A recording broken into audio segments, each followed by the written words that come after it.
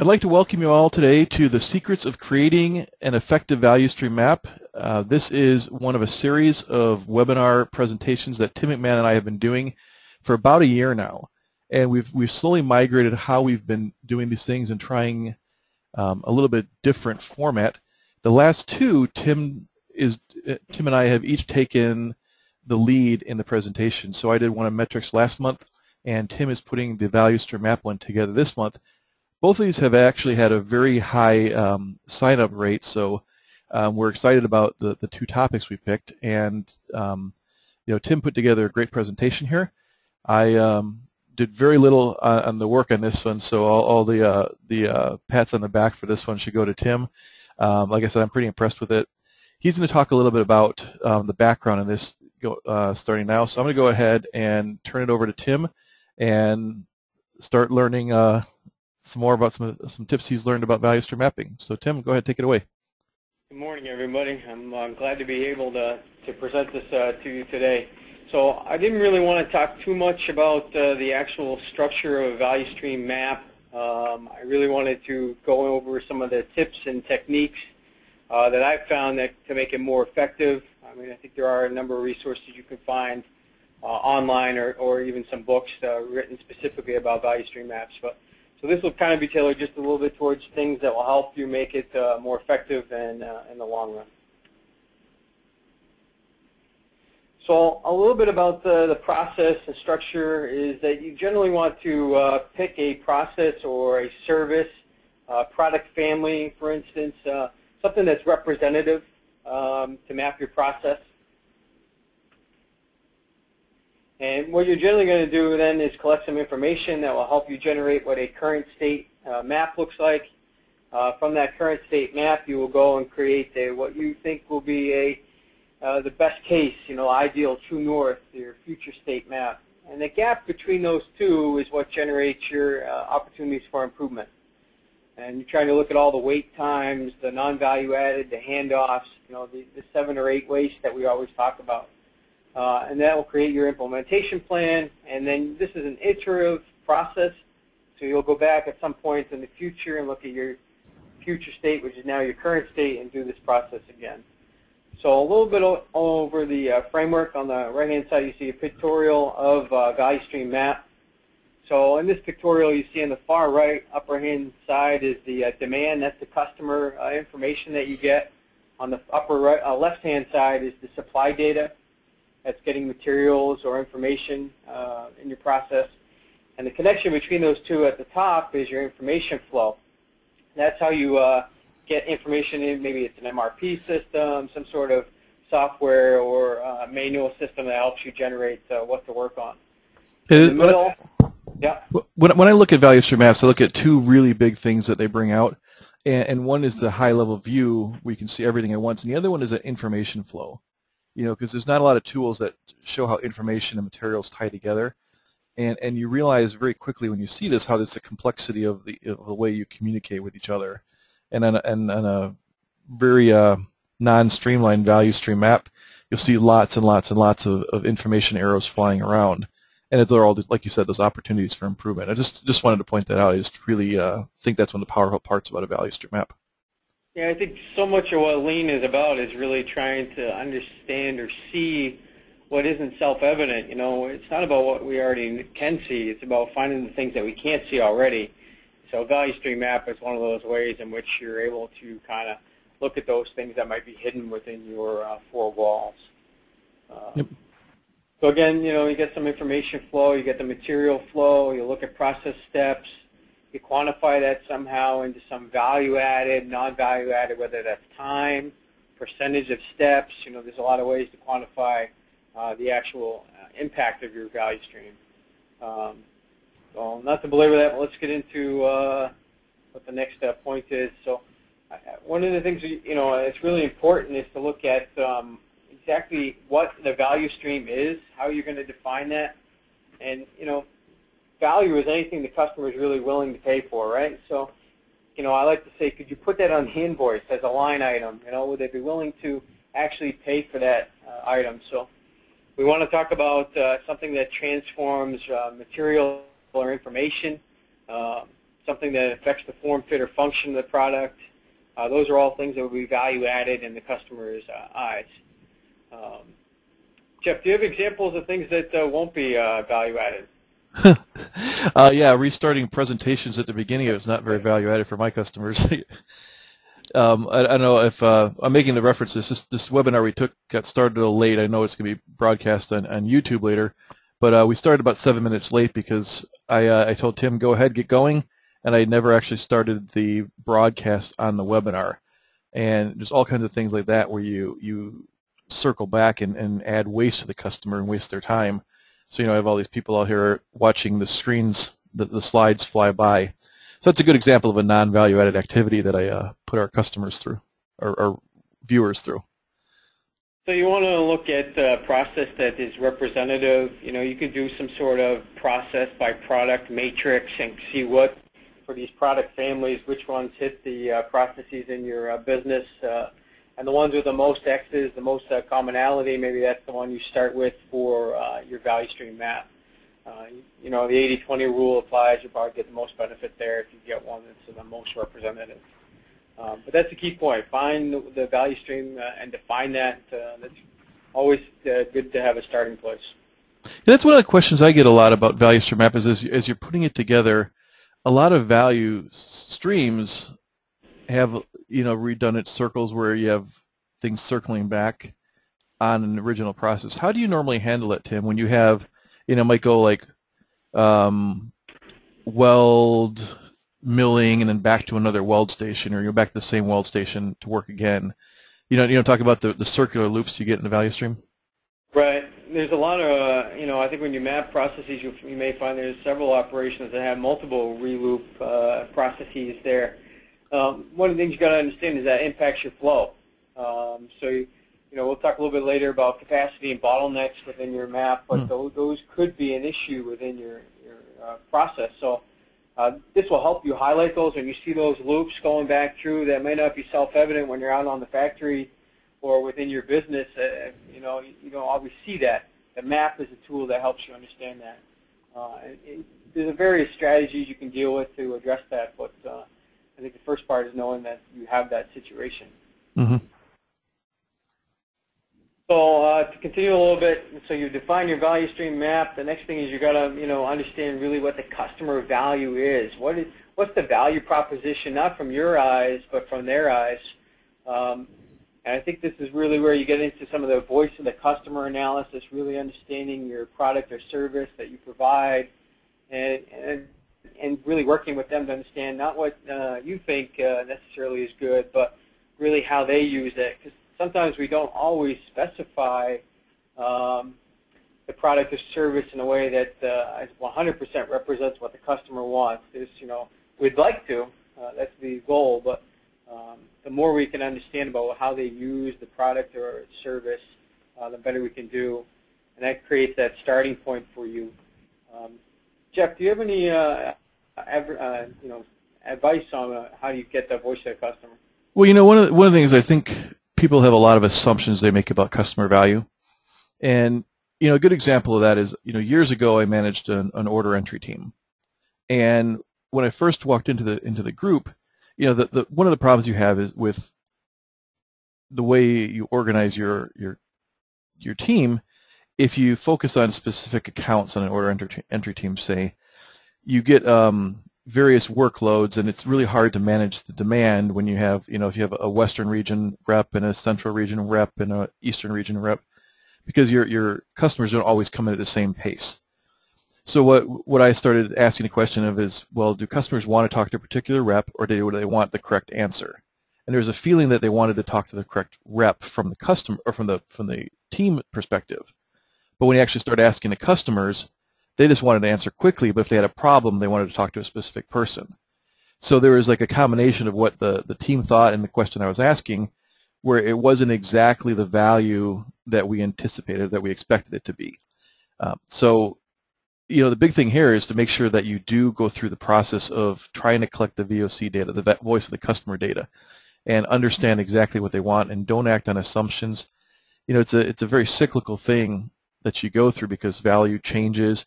But the idea is just keep asking questions, stop making assumptions about what your customers want, do experimentation, ask repetitively.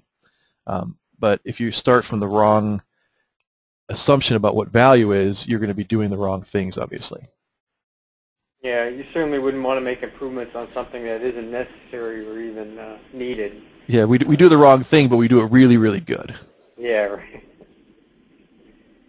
So, you've defined the value stream, you've looked at what the customer really values. The next part is to capture really what that process is.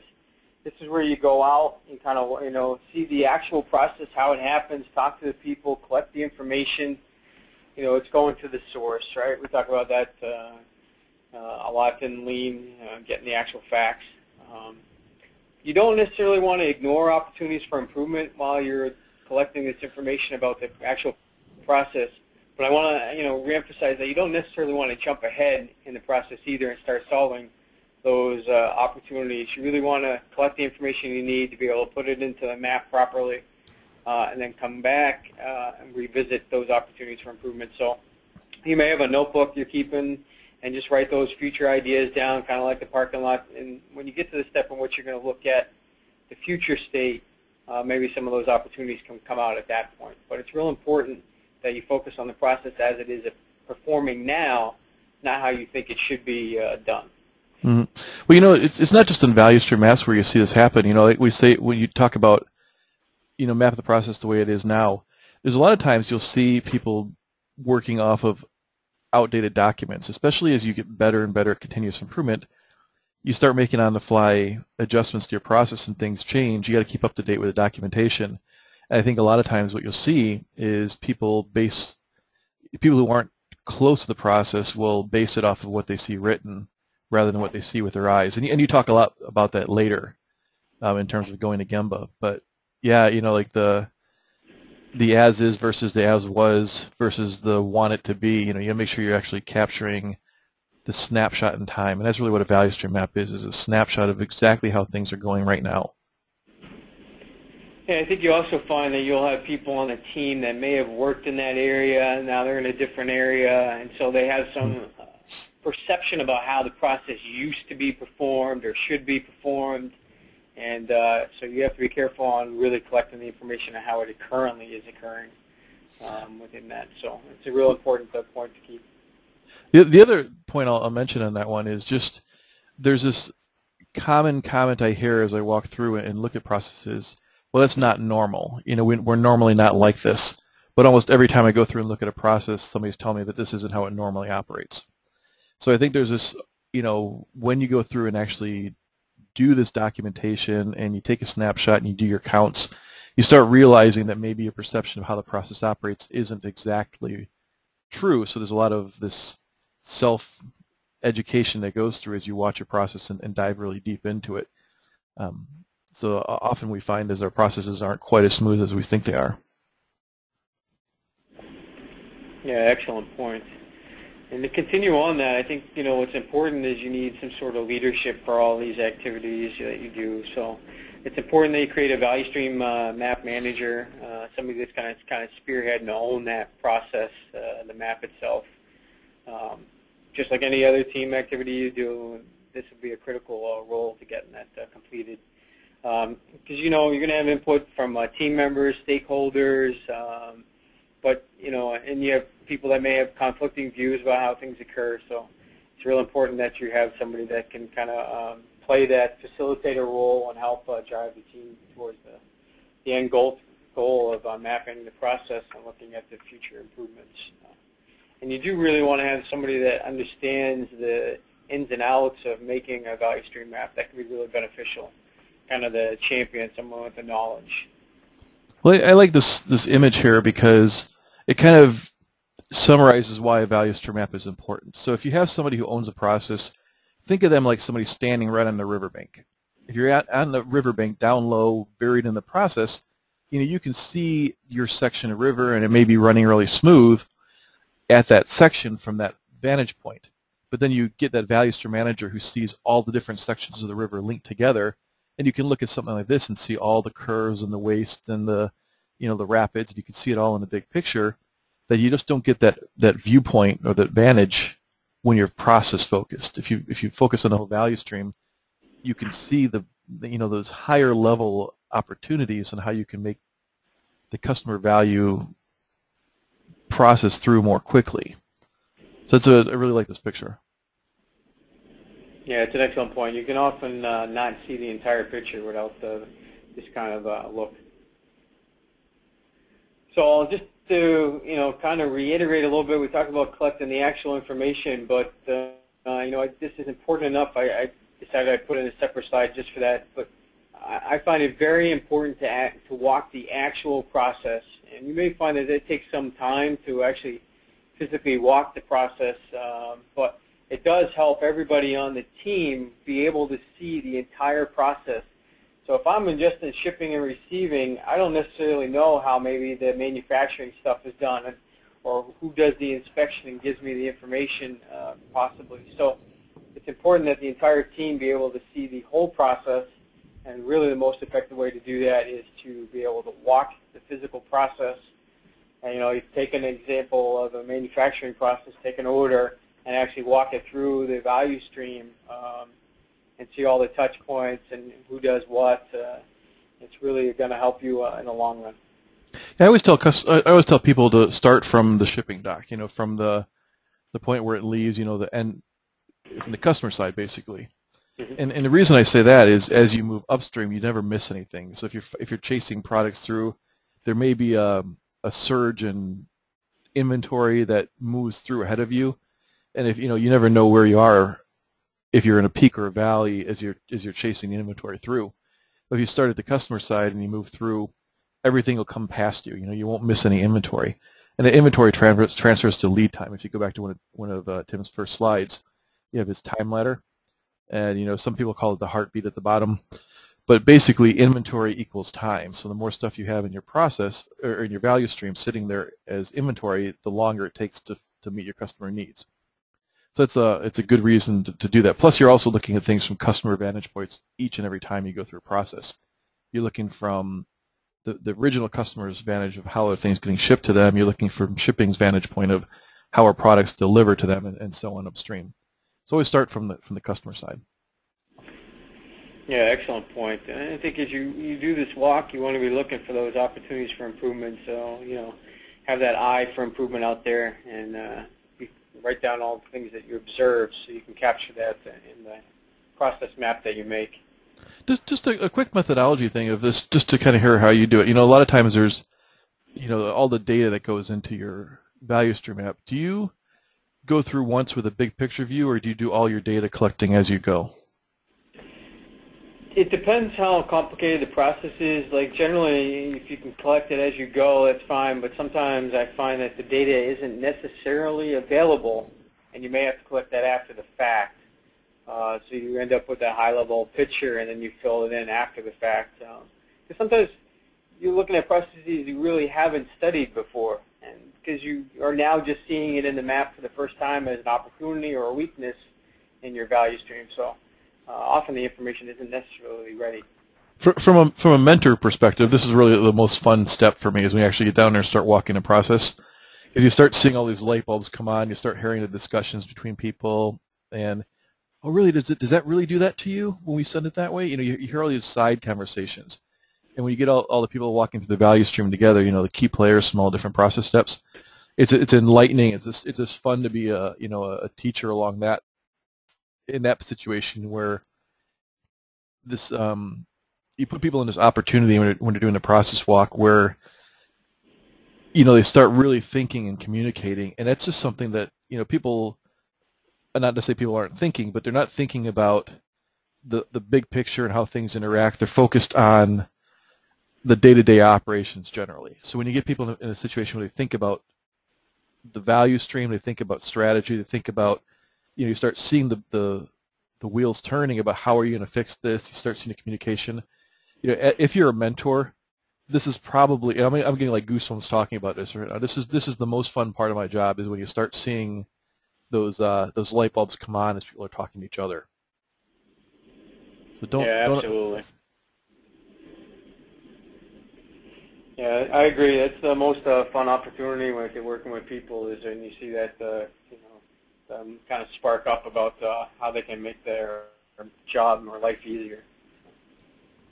Another key point I think to make is, sometimes when we're collecting this information, we can jump ahead. We can, kind of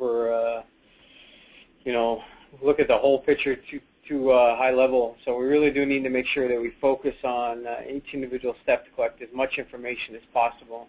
Often you find that the subtle details are really the important part of the collection of information while you're out there doing the value stream. So I throw in this example, of maybe not the clock on the wall as your measurement tool, but maybe you do have to go and actually collect the cycle times using the stopwatch to really understand that process. So it gives you another example there. Just curious, when you're going through with a stopwatch, what's your style of how do you talk to people about the fact that you're now standing out there with a stopwatch over them?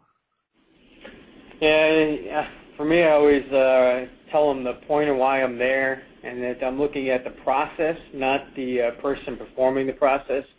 No matter if it's in the factory or the office, I think it's real important that you state why, what you hope to get out of that, why you're looking at the process. And generally then, that's when they'll start to engage you and tell you things that they see as opportunities for improvement. But if you just go in there with the stopwatch, what you're going to find is they're going to, A, they're not going to perform as typical, and B, they're going to be really upset that you're kind of maybe calling them out as some sort of issue.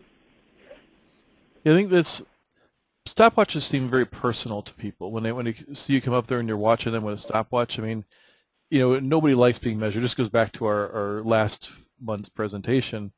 Nobody likes that idea of you're standing over the stopwatch. So like you said, the style, the way you approach it is just critical to getting people's buy-in.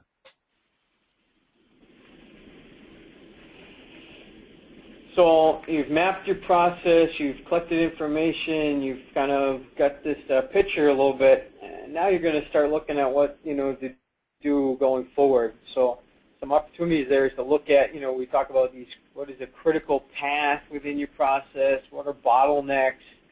You want to look for opportunities that prevent flow anywhere within your process, because if you have a stoppage of flow, obviously that keeps the product or service longer in your operation than you need.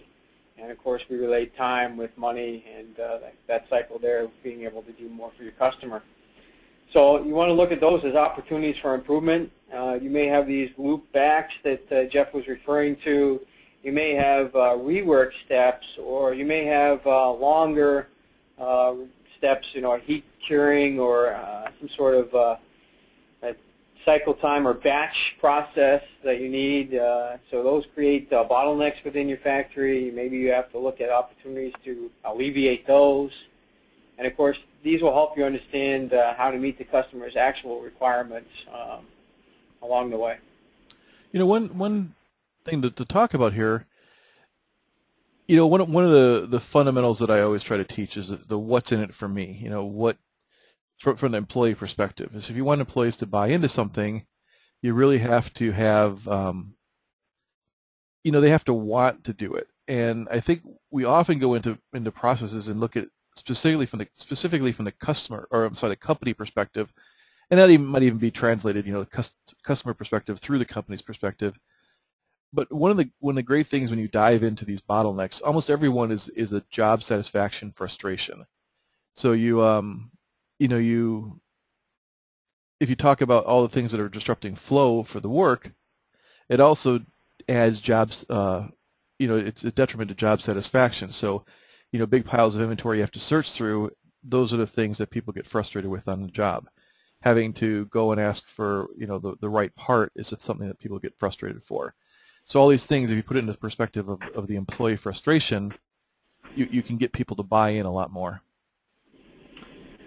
Yeah, and I think, in my experience, people don't always know what the bottleneck of the process is. It's not necessarily the equipment that has a lot of work at it. The bottleneck may actually be somewhere else in your process. And there is a difference between the rate limiting step and the bottleneck as well, which you'll be able to look at for understanding the capacity and throughput of individual process steps. But not to go into that too much detail here, but there is a difference, and it's important to kind of note how that affects your process flow. Hey, I have a question here. Let me go ahead and read the question. And this is from Rick.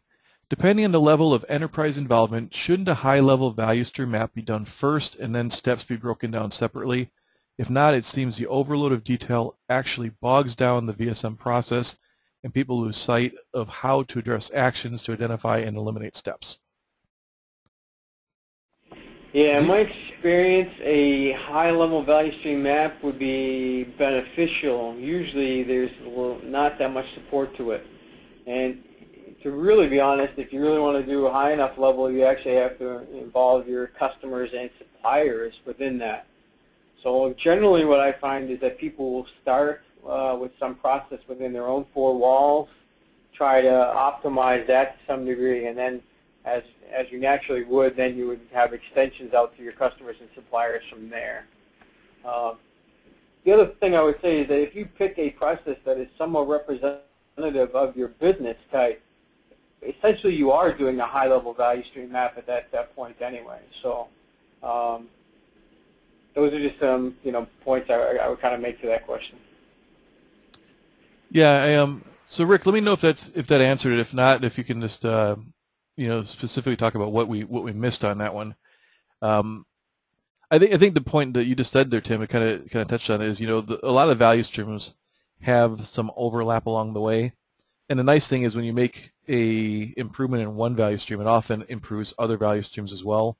If you improve the way information is transferred, a lot of stuff is universal or enterprise level, and it affects multiple value streams. If you talk about developing a Kanban system, or even things like basic 5S'ing, color code systems and things like that. All that stuff has a multi-value stream impact. Absolutely. So I think we've collected the information. We've studied our current state. We're really going to look at what that future state process is going to be. So just some keys on that. I mean, I think you want to focus on the opportunities you found within the current state. That will help drive the improvements that you need to make. You can advance that, Jeff. The map will basically tell you what opportunities you have. So you'll look at the map and you'll understand areas in which the product or information stops. You'll look at opportunities where there's piles of information or product, anything that creates some sort of one of the 8 or 7 wastes, however you like to refer to that. And then you can create those Kaizen bursts on your map, which are those opportunities to look at it, improvement. And I think we talk a lot about this in Lean, but we're not necessarily looking at how we can improve an individual process cycle time from 2 seconds now to 1 second, but really looking at all on the time ladder, all those non-value added times. The bigger buckets is really the waiting, the idle times. You're going to find that there's much more opportunity there than spending your resources necessarily on one process step to get a few seconds improvement there. Well, this links into a question we just got from Sheila. Wouldn't the internal high-level VSM lead down to process mapping, which could basically be Kaizen? Which could be basically Kaizen related? I think that's exactly what you're saying here. Is all these little Kaizen bursts you have on the screen here. These are all the things that Sheila's talking about. Is where you take the high-level value stream map, and then you get down into the nitty-gritty details with your Kaizen burst. But the nice thing about this is you don't have, I'm a big one for conservation of effort. So the level of detail you put in a process map that you use in Kaizen activities is different than the level of detail you use in a process map for documentation purposes. And when you dive into the Kaizen process, if you did that level of scrutiny for every single process along the route, along the value stream, you'd be spending a lot of time doing that and not as much time improving. So you pick the key points, and that's what you're talking about here, is these Kaizen bursts let you know where should you be, bringing your microscope. Yeah, I mean, one thing I put in here is that, generally you may create 3 maps. You have a current state map, a future state map, And you might look at, some of the things to get to that future state, depending on how far out you look, maybe years worth of work. So maybe you'll dial back to something you can do in the next 1 to 3 years and have some sort of intermediate future state. And you'll find that the improvements, like anything you find in your process, you'll have some that are very difficult and require a lot of time and money, and some that you can implement, today with a simple visual or whatever the technique is. And you'll want to some sort of priority or ranking for all these improvement initiatives that you have. And then, we talk about the plan, which we'll cover a little bit more, but that'll get into how you actually assign your resources to implementing the future state that you want to get to. Mm-hmm. Exactly. You made a comment, too, about the cycle time reduction. I think, the way I interpret that is when you look at a value stream map like this, if I just take a quick glance at the value stream map we just saw, there's a really long lead time of inventory. And that would be like the first thing I'd go after. And then, then you trickle down to the 2 second to 1 second improvements. And it's about prioritization, right? Right. Yeah, absolutely. So I think to continue that, you mapped your state. We talk about how future state that map is, and a lot of teams struggle with that. But you want to think far enough out that you make some real changes in your process, I think. But you also have to limit your improvement plan to something you can do, and so that's really what we're getting at. Can you boil those ideas down that you have into one sheet of paper, commonly referred to as an A3 format? That's creates your plan, do, check, act cycle that we'd like to see. List out those actions, when they're going to occur, what needs to happen, who's going to own those, and I think that'll help you really drive those improvements within the value stream. In the company you're at now, I mean, you've just moved companies. How much time does your company have kind of budgeted for improvement efforts? Well, I mean, I find that we're very conscious of the cost, because there's a lot of pressure, and we know in lean we can't set the price. The price is dictated by the market, and all we can do is react to how the cost is that we provide. So, especially if you want to make money, right? Otherwise, you go out of business. So, right. There is a lot of pressure to constantly look at improving your, cost, whether it's materials, how we process it, various things of that nature. So, there is a lot of opportunity for improvement. This factor is a little bit different, but there was a lot of effort in putting together teams and initiatives to resolve that and involving the entire company. So there is quite a lot of time put together for that. Well, the reason I ask this is there's a few like hot button lean topics, and one of the ones I always find that gets people kind of triggered is when you start talking about budgeting improvement time. There's this talk about, well, improvement's part of your job, but I'm a big one about setting people up for success. And if you say part of your job is doing improvements, you have to have some time built into your budget, right? You can't say you're working a 40-hour week at your production job, but we also want you to do improvements. It just doesn't work that way. So what's it's not like a hard and fast number, but I always like to say, like, shoot for about 10% to start with. If you're making improvements faster, then you come up with ideas, you'll realize you're over budgeting for that. If you have a glut of ideas and you're making great gains, you probably need even more than 10% of your time spent on improvements. Because it's basically self-correcting as you go through your PDCA cycle.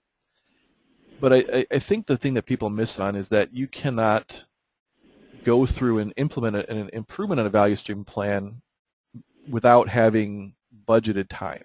You have to give people the time to do it. And I think that's a fundamental issue that people have. Have you seen the same level of agitation when you bring this subject up? Yeah, I mean, that's the biggest failure for continuous improvement is, saying that you want to do it, but never allocating the time or resources to be able to do it. So I think if you go through the effort of creating the value stream map, you want to then go through the same effort of making sure that you can actually implement what you're going to go through. So, go ahead. No, I just think it's an important point you make. I mean, we struggle with that in business. You have to perform, and so where's the time for improvement? You have to make that conscious effort. But it's this investment too, and the other thing that people do is they harvest their gains too quickly. So you make a gain and you find a productivity increase, and right away you want to capitalize that and drive that down to the bottom line. And I do recommend that whether you do it as a extra capacity for each team, or you pull people out to a resource team that can be trained to help other areas make improvements.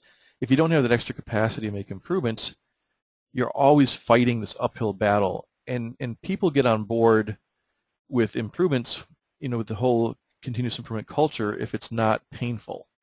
If it's something that is, people want to work hard, they want to have a good solid day's work, they're willing to do, put a lot of energy into things, but they're not willing to run at that breakneck speed that some companies put people on in the name of Kaizen. You do these late night, midnight Kaizens every week, and it can't be this unusual situation when you're doing improvements. It has to be built into the daily operation.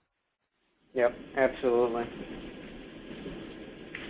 So continuing that thought, we really want to focus on this improvement plan on specific individual areas. I think you'll get the most benefit there.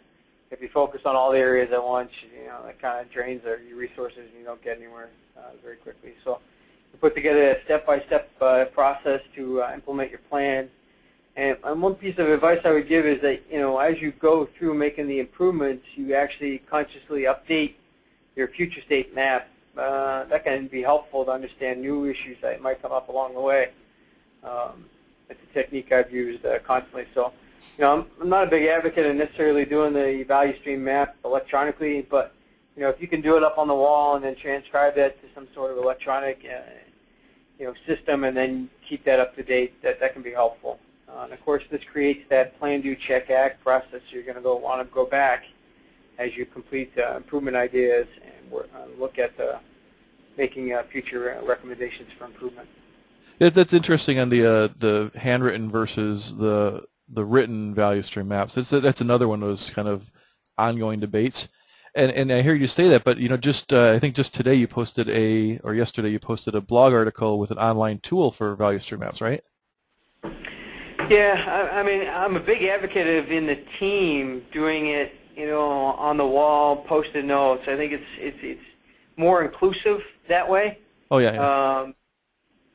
But you do find that there are times when you really need the value stream electronically, whether it is for teaching purposes or you want to reflect on that in the future. You can't keep the post-it notes on the wall forever. So it can be a valuable tool, but not necessarily for creating the map, I think. I think you're right on that. Yeah, I think what I recommend to people is pretty much the same thing. It sounds like you're saying. You go through it with pencil and paper, you walk the process, you scribble on a notepad, you do it in an iterative process, you do it up on the wall with Post-it notes. That's probably a good blog article for you coming up is, the methodology. But eventually you put it onto the electronic copy. It seems like a lot of waste built into it, but the world is changing. And you look at a value stream, and the value stream is not necessarily co-located, even though that's always the goal. You get a lot of, outsourcing and different facilities. You get a lot of breaks in it processing with the global environment, especially on the, collaboration on the office side of stuff now. You start seeing more and more teams that are not able to get together in a conference room. Yeah, I think it's especially helpful if you go past your own four walls into your supply chain. Then you might be doing things virtually as well, and so there are cases where you need to do things digitally as well. So. Good point. So hopefully with today we kind of give you maybe not the step-by-step on how to create a value stream map. I think they're kind of in order in which you would do it for you anyway. But these are kind of tips, techniques, things that have helped me, especially along the way, of creating a value stream and making it, have some more bite and getting things done, help you be more effective. So hopefully these 10 tips, for lack of a better term, will help you in your own business as well. Yeah, a lot of these go even beyond just the value stream map, like the focus on one small step at a time. I mean, that's the fundamental principle of continuous improvement, right? Is, you know, you just keep moving forward. But yeah, I've really enjoyed talking about this today. Yeah, I thought the same thing when I looked at the list. I don't, you know, you could kind of take value stream off. These 10 tips would probably help you on anything, you know, Yeah. within your business. Mm-hmm. Well, I'm going to go ahead and start moving. Oh, I guess you're going to do it. So we're moving up to follow-up information. At this time, if anybody has any questions about these topics, or, you know, we have about 10 more minutes here. If you have any general lean questions, Tim and I are completely willing to field whatever we have, and if we can't answer it, we'll just, you know, throw something online after we do some research and get you answers that way. So, Tim, do you want to talk a little bit about your Facebook stuff? You know, one of Tim's great things that he has these daily tips that he puts up on Facebook. So if you follow him there, you know you can get like just a morsel of lean every day. And I've recently put up a whole bunch of video clips from some DVDs I've been putting together, and those are up on my YouTube. You can get to that through the you know, the website www.velaction.com, and then this page now has our contact information. So here's a question from Bob. With a team that has no mapping experience, I have been the facilitator putting the process on paper with Post-its and markers. When completed, I leave the geographical area. Should I assign a value stream manager at the beginning of the process and teach them to build the VSM, or wait until later at the point of making improvements and putting controls in place?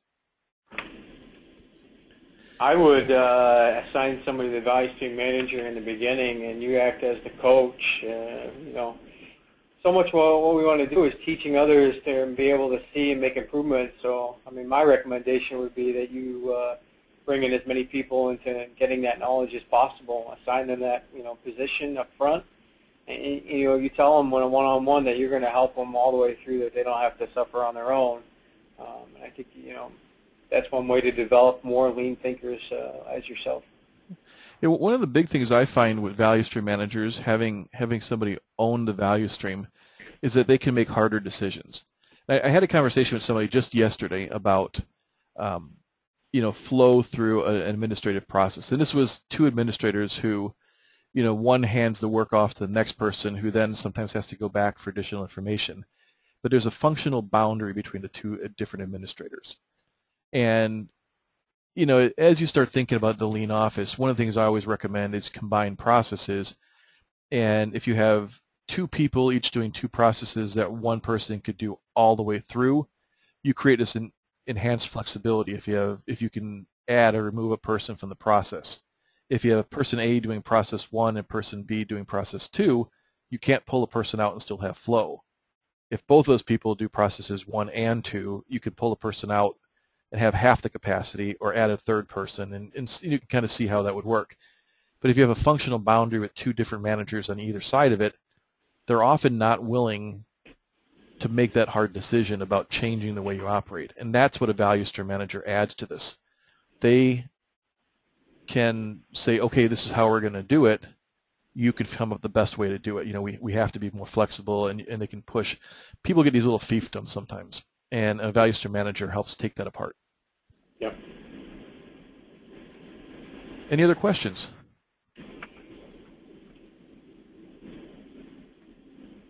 Okay. Well, I missed part of the presentation. Is it possible to get a PowerPoint? This is some Sushil. I hope I said the name right.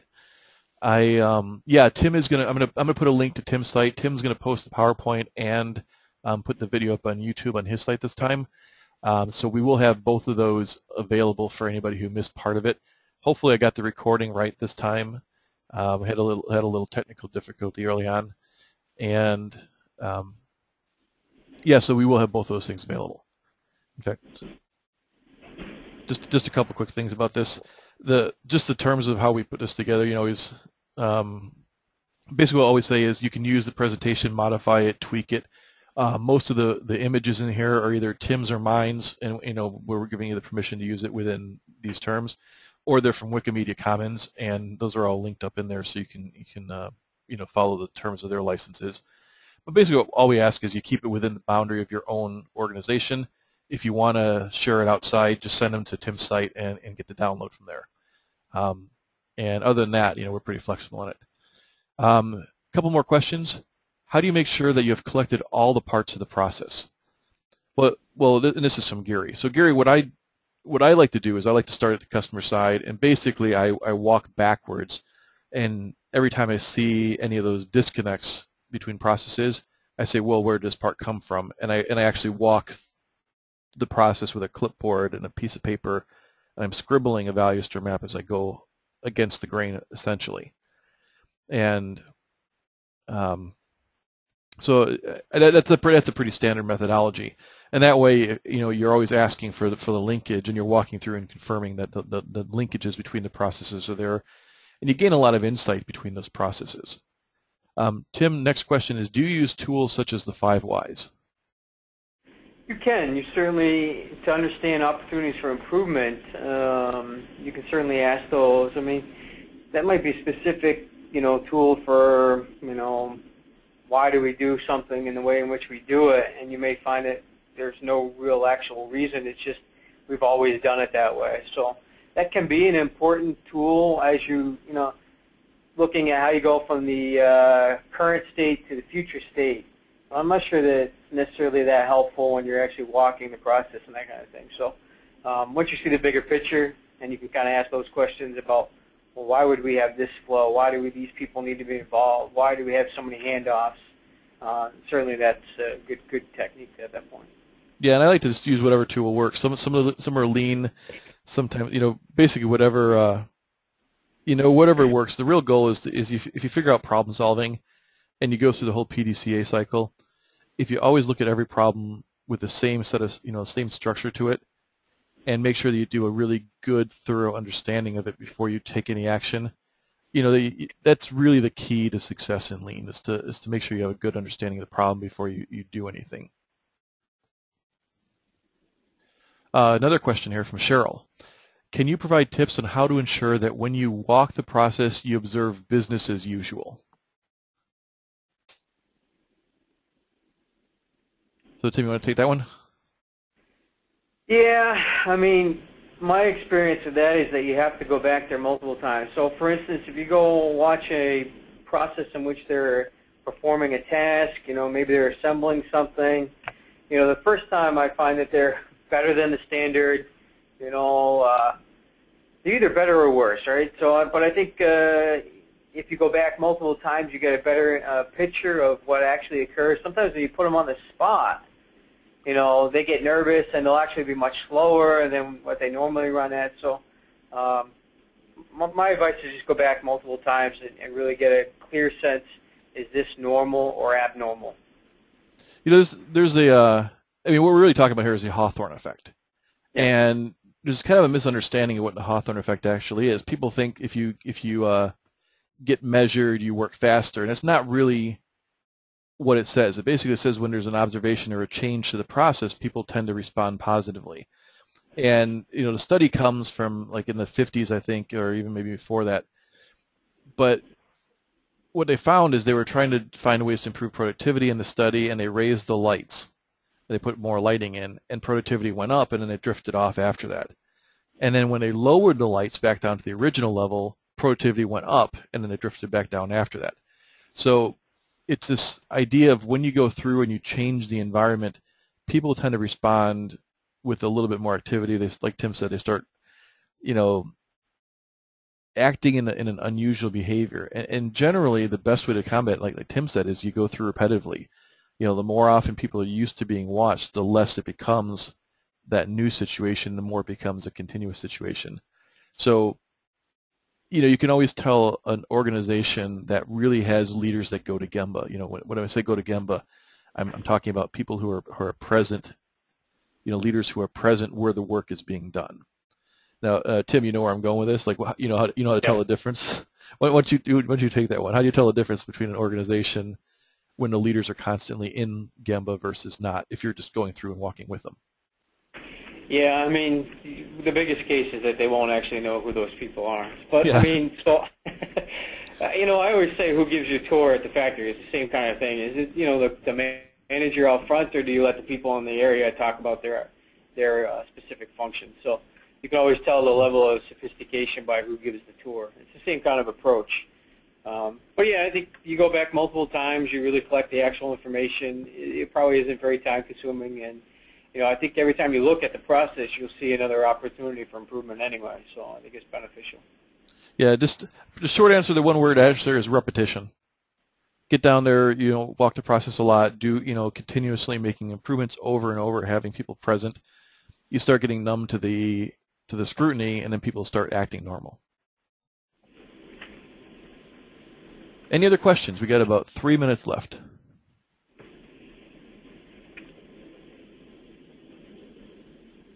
Okay. Well, this is a good sign. A lot of people stuck around here at the end for the Q&A session, and that's something that, it's always a good sign when people stick around to hear things. So I take that as a positive.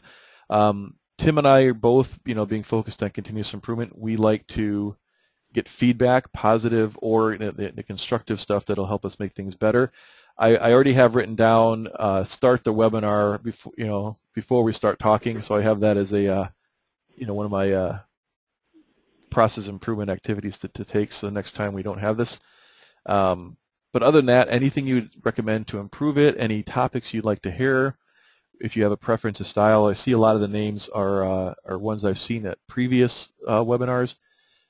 So, we just want to keep making this better and getting more value for the people who come in and enjoy it. And, visit our sites. It always helps to have an audience there. So, Sheila, thank you. She just said good presentation. With that, Tim, any final words? I would just add that, if you have any questions along the way, don't be afraid to ask us. We like to share our opinion, as you know, but we can give you some tips and techniques that work for us, and they may not work in every situation, but sometimes having somebody to talk to is beneficial, and you do see our contact information. So if something comes up, feel free to let us know. One of the things that Tim and I both have this advantage of now is over the years, of doing this for a couple of years for both of us now, we've accumulated a lot of online content. And sometimes it's not as easy to match the articles we may have already written to the questions. So if you have questions and you ask us, often it'll take us 30 seconds to send you a link of something to take a look at that'll get your question answered. It's pretty easy for us, and it helps you out a lot. So don't hesitate to do that. With that said, I'm going to go ahead and stop the recording. Like I said, followed up with a couple nice positive comments here at the end, so it's always nice to hear. So with that, I'm going to go ahead and stop the recording and sign things off.